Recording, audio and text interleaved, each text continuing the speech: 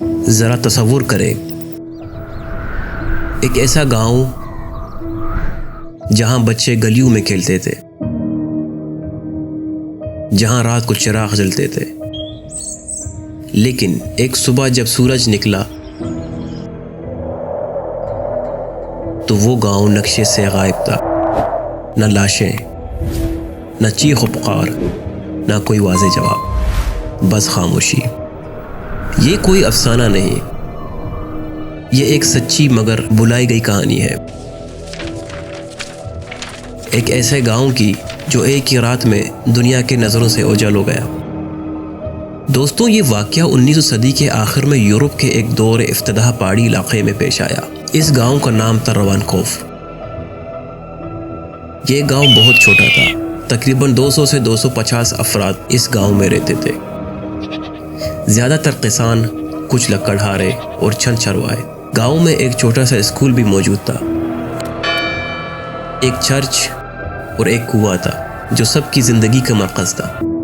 لوگ ایک دوسرے کو جانتے تھے، ایک دوسرے پر بھروسہ کرتے تھے۔ زندگی سادہ تھی مگر پرسکون تھی۔ وہ آخری رات، یہ رات بھی باقی راتوں جیسی تھی۔ لوگوں نے کھانا کھایا، جانور باندھے، چراغ بجھائے اور سو گئے۔ کسی نے شور نہیں سنا، کسی نے چیخ نہیں سنی، کسی نے لڑائی نہیں دیکھی، لیکن اسی رات کچھ ایسا ہوا جس نے پورے گاؤں کو ہمیشہ کے لیے ختم کر دیا۔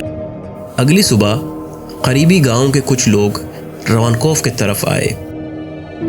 انہیں حیرت اس بات پر ہوئی کہ راستے میں کوئی انسان نظر نہیں آیا۔ جب وہ گاؤں میں داخل ہوئے تو ان کے قدم رک گئے۔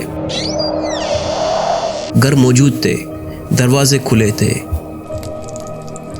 چولہے پر برتن رکھی تھی، کھانا آدھا پکا ہوا تھا، مگر انسان غائب تھے۔ نہ مرد، نہ عورت، نہ بچے، نہ بوڑھے، حتیٰ کہ کتے اور بلیاں بھی نہیں تھی۔ وقت وہیں رک گیا تھا۔ ایسا لگتا تھا جیسے وقت اچانک رک گیا ہو۔ کپڑے رسی پر لٹکے ہوئے تھے، کھیت تیار تھی مگر کسان نہیں تھے۔ چرچ کی گھنٹی خاموش تھی، اسکول کے تختی پر کل کا سبق لکھا تھا، سب کچھ موجود تھا سوائے زندگی کے۔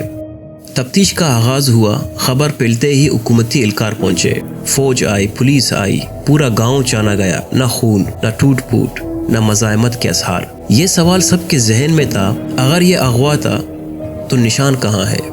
اگر قتل تھا تو لاش کہاں ہے؟ کوئی جواب نہیں تھا۔ وقت کے ساتھ کئی نظریات سامنے آئے، جیسے کہ زہریلی گیس کا نظریہ۔ کچھ لوگوں نے کہا شاید زمین سے زہریلی گیس نکلی جس سے لوگ گھبرا کر راتوں رات بھاگ گئے۔ کچھ ماہرین کا خیال تھا کہ یہ علاقہ فوجی تجربات کے قریب تھا، ممکن ہے حکومت نے لوگوں کو خاموشی سے ہٹا دیا ہو۔ لیکن پھر سوال اٹھا، ریکارڈ کہاں ہے؟ اور تیسرا نظریہ یہ تھا کہ کسی مذہبی پیشوا نے لوگوں کو قائل کیا اور سب نے اجتماعی طور پر گاؤں چھوڑ دیا، مگر پھر وہ کبھی کسی اور جگہ نظر کیوں نہیں آئے؟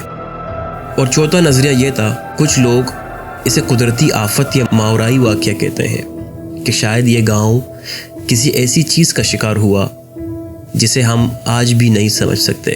سرکاری فائلوں کی خاموشی نے سب کو حیران کر دیا۔ سب سے حیران کن بات یہ تھی کہ کچھ سال بعد اس گاؤں کا ذکر سرکاری ریکارڈ سے غائب ہو گیا۔ نقشوں میں روانکوف کا نام مٹا دیا گیا، دستاویزات سیل کر دیے گئے، جیسے یہ گاؤں کبھی تھا ہی نہیں۔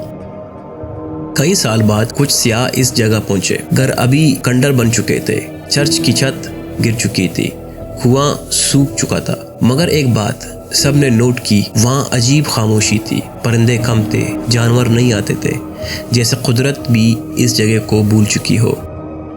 آج 100 سال سے زیادہ گزر چکے ہیں، مگر سوال وہی ہے، روانکوف کے لوگ کہاں گئے؟ ایک پوری آبادی بغیر نشان کیسے غائب ہو سکتی ہے؟ کیا یہ انسانی سازش تھی یا قدرت کا راز؟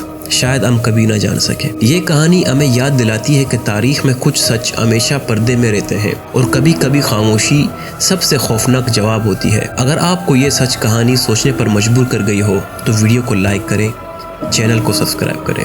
شکریہ۔